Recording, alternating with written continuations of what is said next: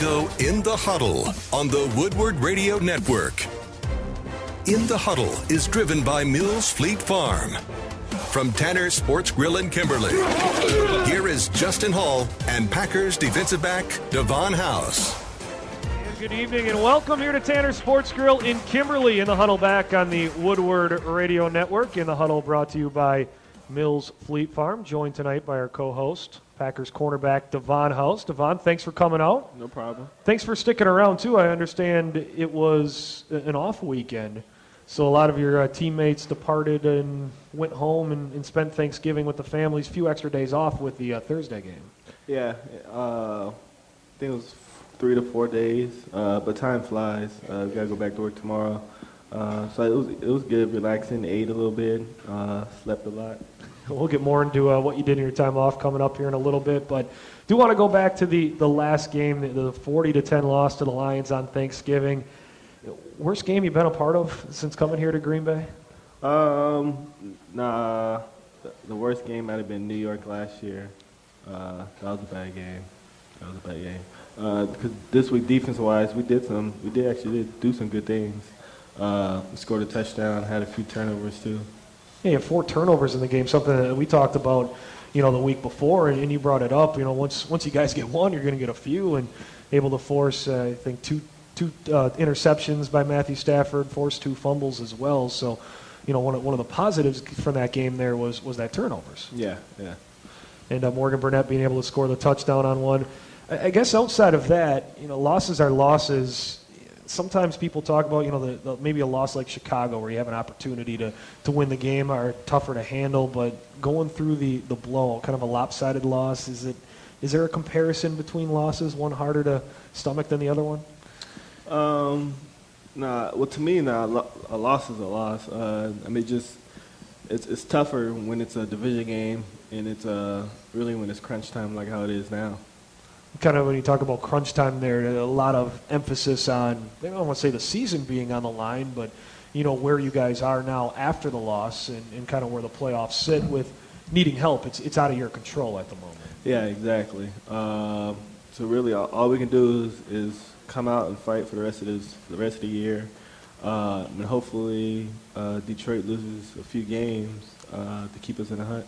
Yeah, we'll talk a little bit about what is in line, too, with the schedules coming up a little bit later on in the show. Calvin Johnson playing this time around. Last time, just Reggie Bush on the field. Megatron, what's it like going up against him? It's tough. He's a big man, physical man, and he's a big radius. So really they can just throw it up to him, and then hopefully he come down with the ball. But he's strong, fast, and physical receiver. Does he do anything different than other guys you have seen? I mean, you've seen some physical guys, Brandon Marshall, Alshon Jeffrey. They're physical guys. You got some, quick guys in the league, but he seems like he's that rare combination of both of those. Yeah. Really the eye test, the size and the speed and how big he is really what makes the big difference for him and Brandon Marshall. Reggie Bush, he went over 100 yards, and I guess, them bringing in Reggie Bush, first time around you guys were able to lock him down a little bit, but the two, trying to go up against them, and Nate Burleson coming back, they got some good weapons in Detroit. Yeah, they do. Detroit's a good team. Last time we played them, like you said, Calvin wasn't there, so it was easier to key in on their running game and stopping Stafford. But it's a little bit harder with Calvin out there and with the momentum they had, it's tough. Was there a little more talk about playoffs maybe next week, the urgency? Because I know as we've talked throughout the season, it's really a week-by-week thing, but how everything has played itself out. You mentioned crunch time. I mean, the time is now, right? Oh, yeah. Even last week, we knew if we went out, we'd be in the playoffs. And still, we still know what the situation is about. It's not over yet. Just need a little bit of hope. Is it harder to stay playoff focused when it's out of your hands, as it is now? You guys don't control it anymore? No, I don't think so. I think it'll be even. I guess we should play better now, knowing that we have to win. We actually have to win all our games now, and then hopefully, Detroit loses a couple games. So I can see us playing a lot better than how we did before. I'm kind of looking ahead here as things go. Detroit is at Philadelphia. They got home games against the Giants and Baltimore, and then at Minnesota. So looking at their schedule, and I mean, in the NFL, you got to play each and every week, but I mean, those are teams. Detroit can lose some games in there. I mean, the losses are out there. Philadelphia is playing well right now. The Giants are playing better. Baltimore is going to be fighting for a playoff spot. Minnesota yesterday helped you guys out with knocking off Chicago too. So I mean, when looking at the schedule, that opportunity still to get to the playoffs, those percentages might not be there. As you mentioned, it is still there. Yeah, it's still hope. And looking ahead at your guys' schedule, it's Atlanta coming up this week, and then you go on the road to Dallas, then at home against Pittsburgh, and then on the road at Chicago to close out the season. I'm telling you this because we've talked through the week. You guys are so focused on the next week. We were talking about how many weeks are even left. I mean, that's how you guys are so focused, so ingrained with just the next game. Yeah, I mean, it's one week at a time, one game at a time. Then ours starts tomorrow in practice. Well, the big question I think that's going to be on everybody's mind moving forward is Aaron Rodgers. The initial prognosis, at least was reported, was 4 to 6 weeks, and I would hope that we could get an answer and maybe a little bit of light, but we came up to the table here, and for full disclosure, Davon asked, "What'd you hear about Aaron?" So it kind of shows where everybody else is at, and you guys on the team in that locker room really have no idea, what's going on with 12 in the situation, just like people on the outside of 1265. Yeah, like you said, I have no clue what's going on. So what I hear and see on TV, I mean, that's the first time hearing it too. So, all I can do is just pray about it. And then if he's not going, then, we're going to rock with Flynn or Scotty. Have you had an opportunity to chat with him at all? I mean, spirits high? I mean, how's he doing? Is he same old Aaron out there? Can you tell he's itching to get back out there? I mean, he's the same Aaron, itching to get back out there and helping the team out any way he can. And he's been a big integral part, too, of trying to get Scott ready, trying to get Matt ready as well. He's been around the quarterbacks helping them out, right? Yeah, he has, which makes him a great leader. All right, well, we'll have more coming up here. We're going to dive into a few other things leading into the week, some of the outside stories in Green Bay heading into last week. We'll get some thoughts from Davon on that. And we invite you to interact with tonight's show. It's our Brewpub Pizza Ask the Players segment. You can log on to Facebook, facebook.com/InTheHuddleShow, or follow us on Twitter @InTheHuddleShow. Tweet your questions. We'll be giving away some Brewpub pizzas maybe a little bit later on here to the folks in attendance. But more from Davon House as we are in the huddle live here from Tanner Sports Grill in Kimberly on the Woodward Radio Network.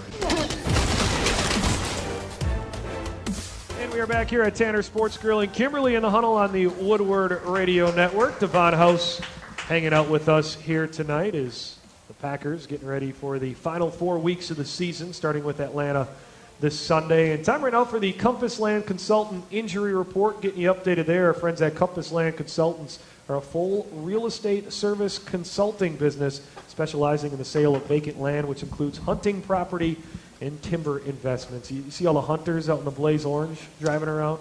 Yes, I do. And I see them at the new store in Green Bay down the street from Lambeau. Yeah, exactly. They're all getting ready to go. And just like the Packers need an entire team of great players to be successful, you need a team of experts working for you when buying that perfect property.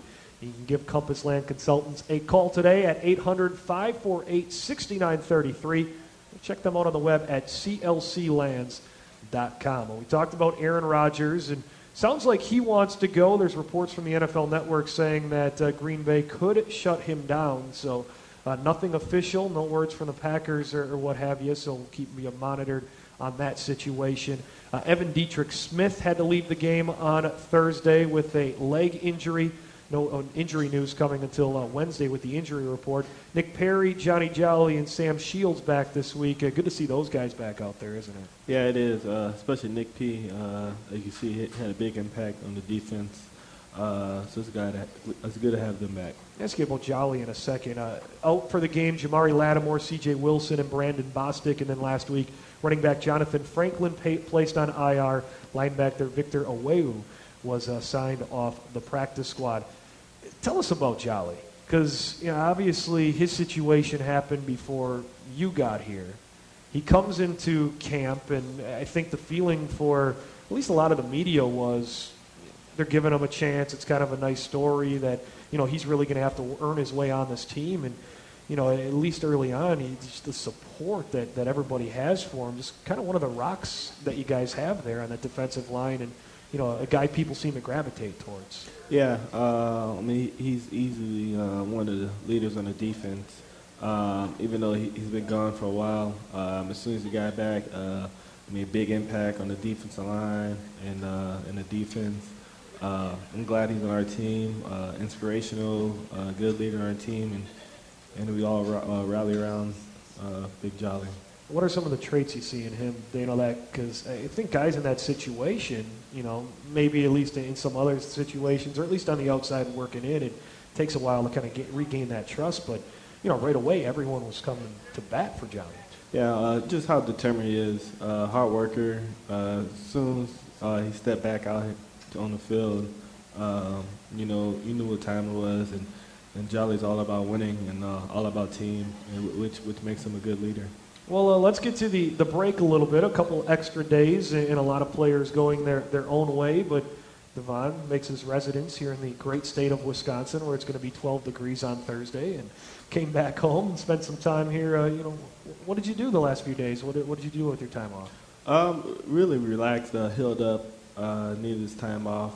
Had a good Thanksgiving with my wife and I. We had pot roast. I'm not really a big turkey guy, so my wife made her famous pot roast. It was delicious. And then just really relaxed. Got Christmas ready a little bit. My wife's a big Christmas woman, especially once December 1st hit.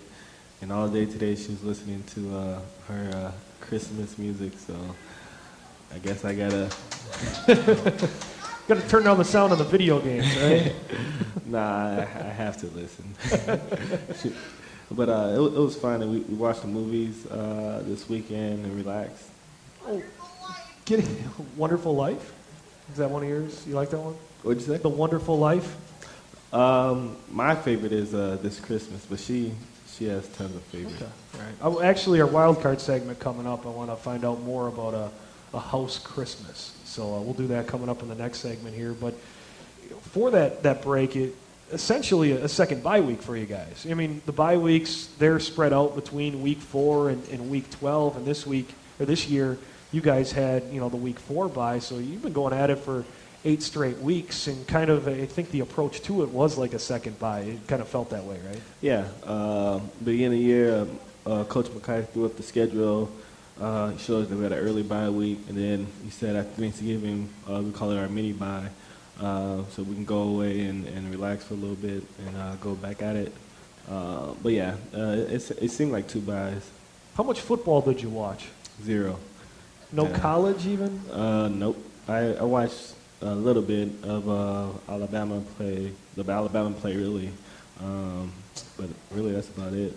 Was it one of those just kind of a decompression away after kind of how the last month has gone? Because, yeah. It's no secret it hasn't gone the way you guys would like. Yeah, especially after we're not playing that good or after we lose.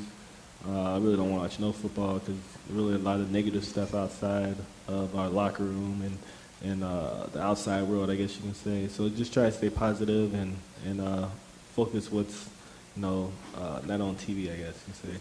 You mentioned the negative stuff. It's out there. I'm sure you guys are aware of it.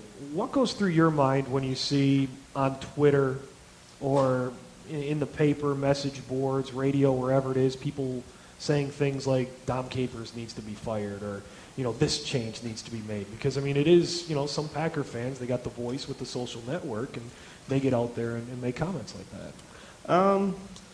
It is what it is.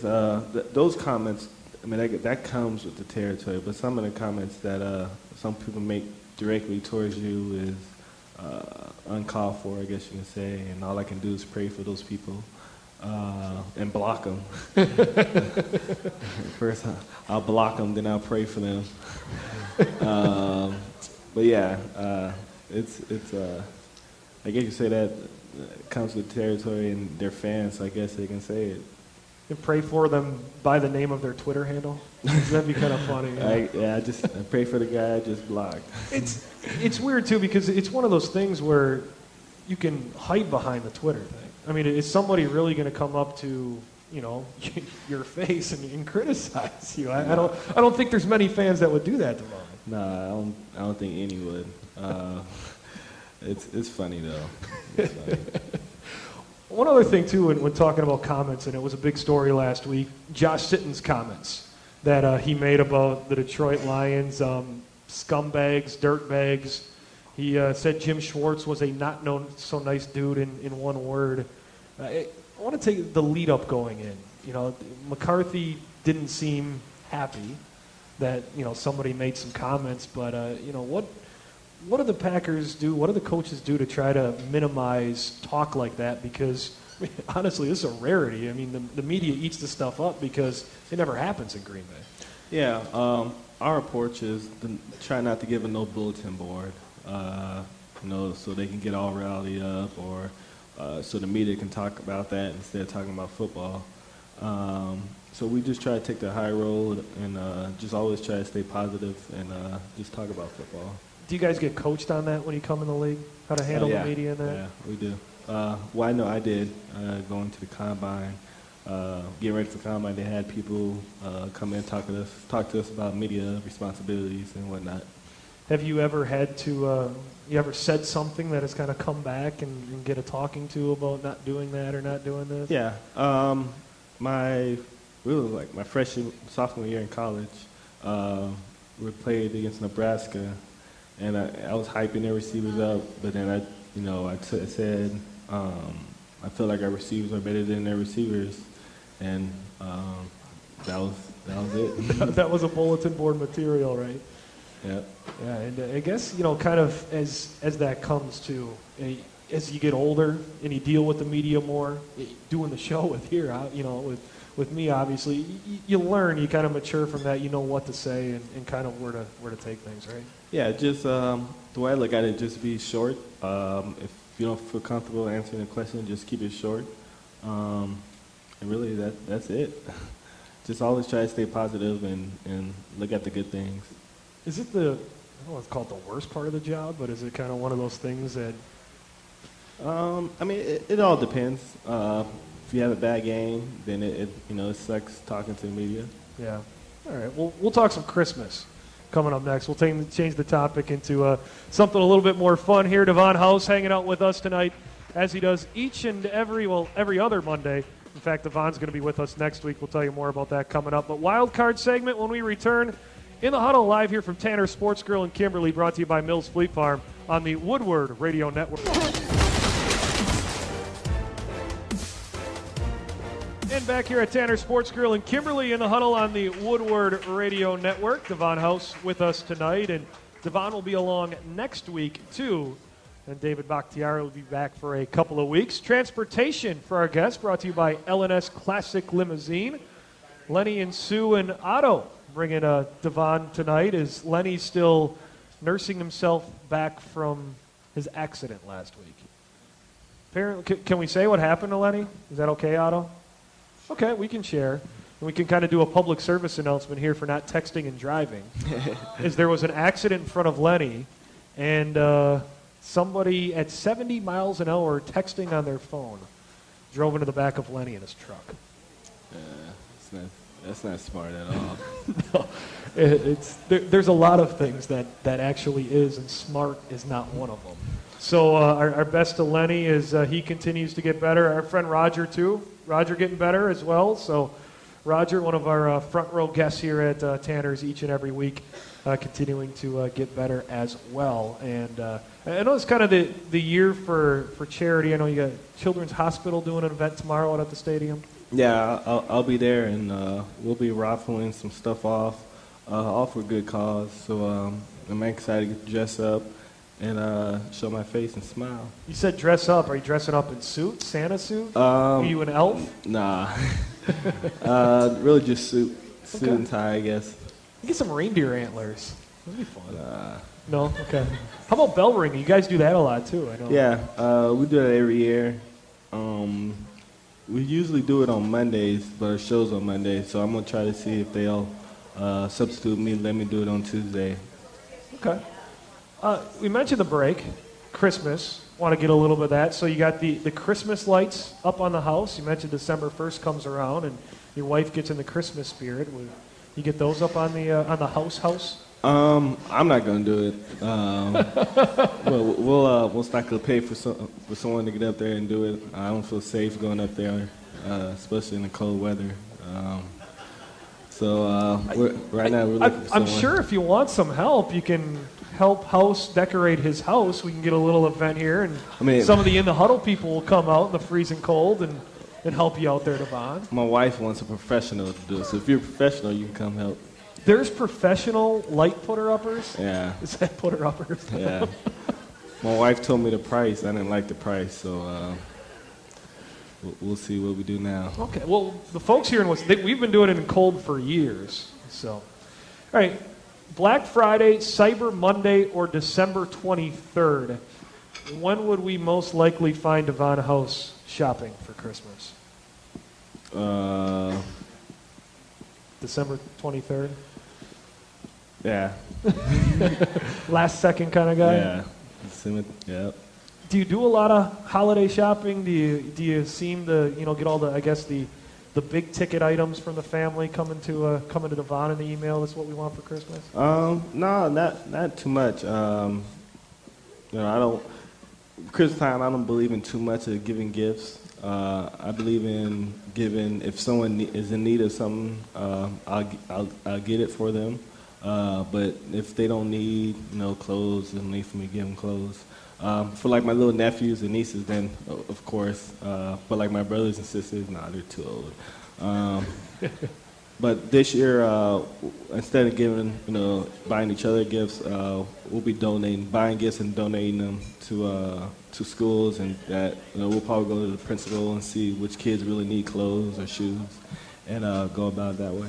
That's awesome. I mean, being able to give back in your position and doing what you do there, because we've learned you're grounded. You got great morals, a great outlook on life, and seeing that and being able to do that, it's great to see. Yeah, I just just always try to do things right. I feel like that's the right way to do it.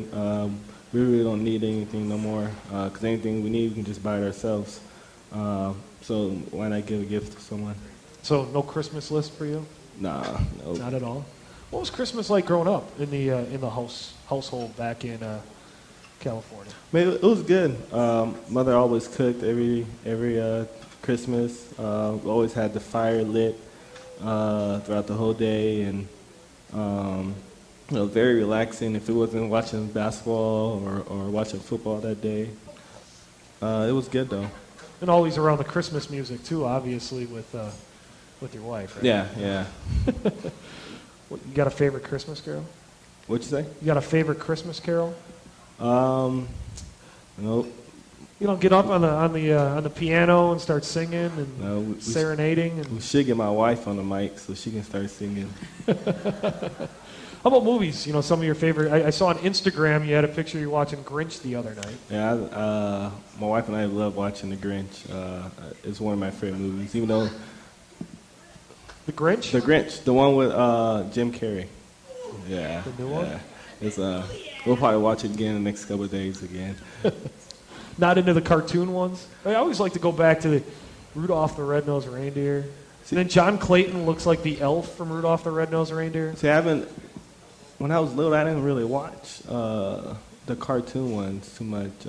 So really, ever since I met my wife, I really got more into the movies. And like I said, we buy what we want now. So she's been buying a lot of Blu-ray, DVD, Christmas movies. So we'll continue to watch them throughout all the way into Christmas time. You got to get Rudolph. Yeah, that's the best one. Charlie Brown Christmas always on TV. Some good ones out there. Holiday season too, and comes obviously college football. And mentioned it before. I know we were talking a little bit about it before the show. The Auburn-Alabama ending, where Alabama goes for a 56, 57-yard field goal, comes up short.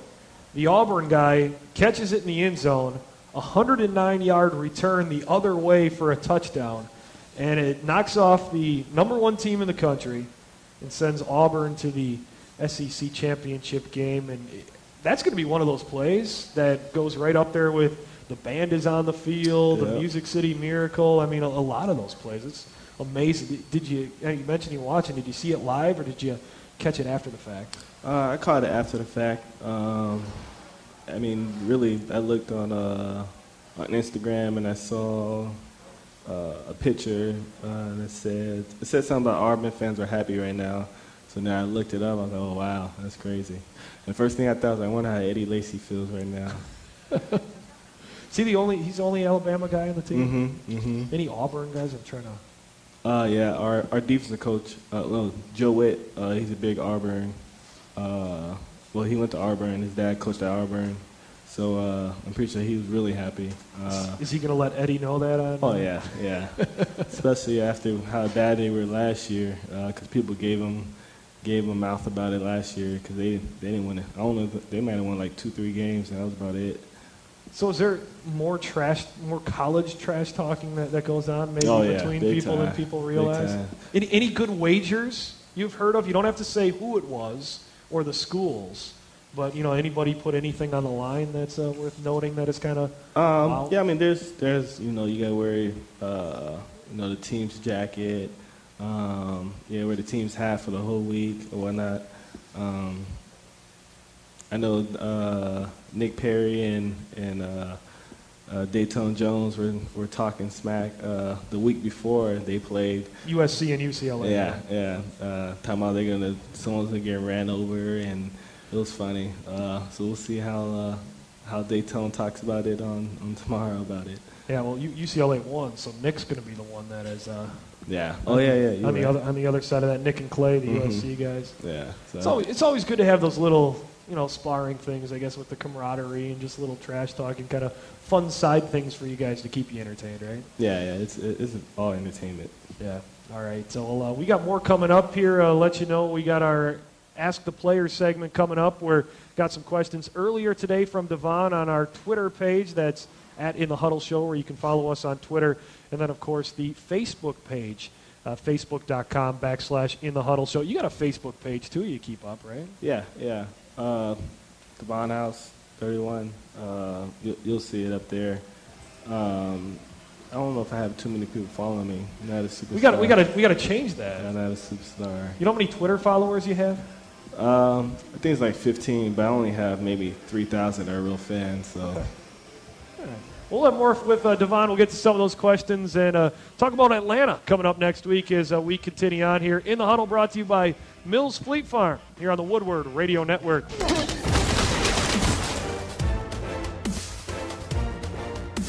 And back here at Tanner Sports Grill in Kimberly, in the Huddle on the Woodward Radio Network, brought to you by Mills Fleet Farm. Davon House with us tonight as we get to our brew pub, lots of matzo pizza. Ask the Players segment, the new brew pub pizza, specifically designed with the hungry man in mind. I know Davon has had a couple of those. Good stuff with the Wisconsin mozzarella cheese, half pound of that, veggies, premium meats, and again that half pound of Wisconsin mozzarella cheese. Brew pub pizza, you can find more on Facebook. Everyone's on Facebook. Facebook.com/brew pub pizza. Brew pub, lots of matzo pizza. Experience a truly great pizza. We'll get to this question here first, and we were talking a little bit about that finish, Davon, with Alabama and Auburn, and this one coming in from Tony in Milwaukee, and he wants to know, what is the craziest finish you've ever been a part of in a football game? Nothing too extreme. I guess it would just have to be, one of Mason's game-winning field goals. It was nothing really too extreme like you see on TV. No Hail Marys, Davon goes up, comes down to the back of the end zone, he win the state championship type situations? No. I wish, but no, that's not the case. Game-winning pick six running the other way. Kind of, I guess, on that one, and I thought you might have said this. This one comes in from Mark on Twitter. David was in last week, obviously talking about the tie. What did you make of tying a game? I feel like we lost, so I really don't take ties as wins. I guess you say we got half a win, so I don't know if that counts as a win, but I felt like we lost. It will count more if you guys run the table are 9-6-1 and Detroit's 9-7, then the tie will really which is good. make a big difference there. Do you mind that games can end in ties, or would you like to see something different? I like to see something different. Maybe double overtime, I guess, instead of just one. I thought David brought up he was reading an article, and first 1 to 6 wins. Because, they changed the rule where if you score a touchdown, the game's over. Yeah. So if you kick the field goal, somebody else kicks the field goal, then you just keep playing. There's no, if you take a quarter break, fine, you take a quarter break. You really don't keep time. But first 1 to 6, I thought that was an interesting take on it. It's something different. Something different. All right. Kevin tweets in this question, any New Mexico State players going to make the jump to the NFL next year? I think you guys are on a 3-year run of defensive backs getting drafted for the Aggies. 3 in a row. There's me, Jonte Green, who plays for Detroit, and Jeremy Harris, who plays for Jacksonville. But we have a receiver, Jonathan Franklin, who's a stud. Last year he was All-American. This year,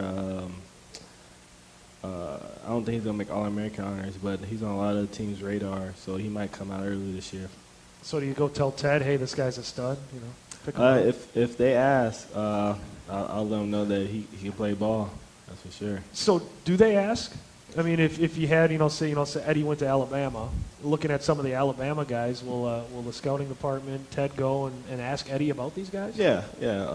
They'll just say, how is he character-wise? Since character issues is big here. We take pride in having good players on the team. So, of course they'll ask. All right, next question coming from Bill in Facebook. And all right, how long did it take you to figure out the city names in Wisconsin, like Ashwaubenon, Swamico, Wauwatosa, and the great names we have here? I still don't know. All I know is Green Bay and the Pier. That's all I know. Everything's Green Bay, right? Really, everything is Green Bay. Now, your wife, Oneida, descent. Now, I remember she was telling us after one of the early shows that when you got drafted by Green Bay, all her family was all Packer fans, right? Yes. Her grandfather is from Oneida Nation, so he grew up here. Him and his wife, which is Trish's grandmother, are from Green Bay. So she actually has some cousins, some relatives that live still out here, out in Oneida. So every once in a while we go visit them. So it's good. It's amazing, a small world. Yeah, I mean, how that ends up working out like that, right? Tiny. All right, we got one more here. This one coming in from Evan, and he wants to know if you saw or heard about the Mike Tomlin play in Pittsburgh on Thursday night. I haven't seen it, and I heard a little bit of it, so I really don't know too much about it. Jacoby Jones appeared, and he's quick, appeared to have a breakout of a touchdown. And Tomlin had his back turned to the field, and he was on the field, and he was watching on the Jumbotron. And all of a sudden, he kind of jumped out of the way like, oops, I'm standing on the field. In his way, Jones ended up getting slowed down a little bit, cut back in, and caught from behind. Wow. Yeah. So what ended up happening on the field?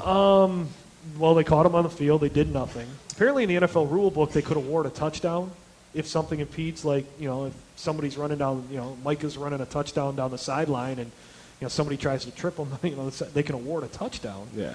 But nothing happened at the game. Apparently, they're talking like a 6-figure fine, and he could end up getting suspended for some time. Well, I know they shouldn't get the win. Oh, I know that they didn't win. Well, I'm saying they shouldn't change the outcome because they didn't change the outcome in the Seattle game. So, shit is what it is. Yeah, the NFL came out and admits mistake. Yeah. Well, we were wrong. It was the wrong call. They don't do anything to change the play. Yeah. Why even admit the mistake, right? Exactly. All right, we got one more segment to go. We'll talk a little bit about the NFC playoff picture, the Atlanta Falcons, and wrap things up here with Davon House. Live from Tanner Sports Grill in Kimberly in the Huddle on the Woodward Radio Network.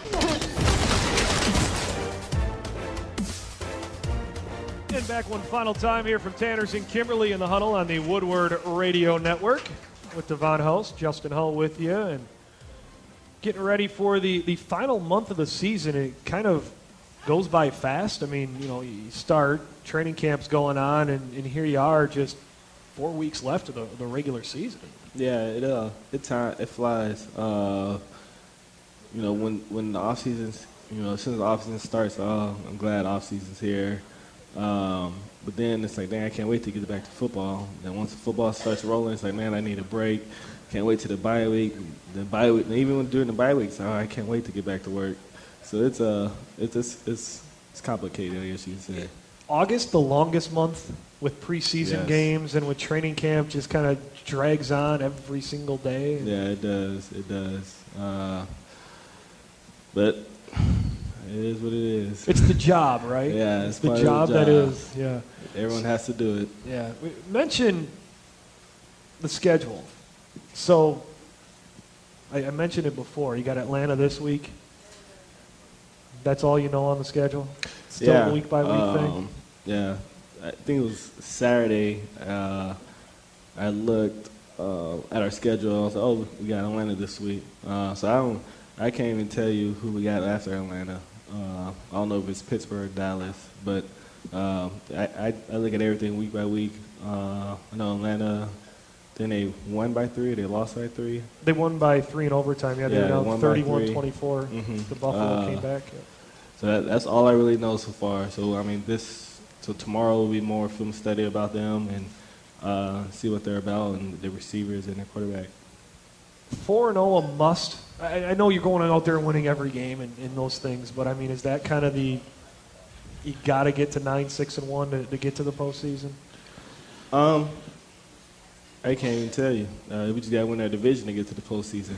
To tell you the truth, because Detroit can lose 3, and Chicago can lose 2 more, and we lose 1 more, and we still made the playoffs.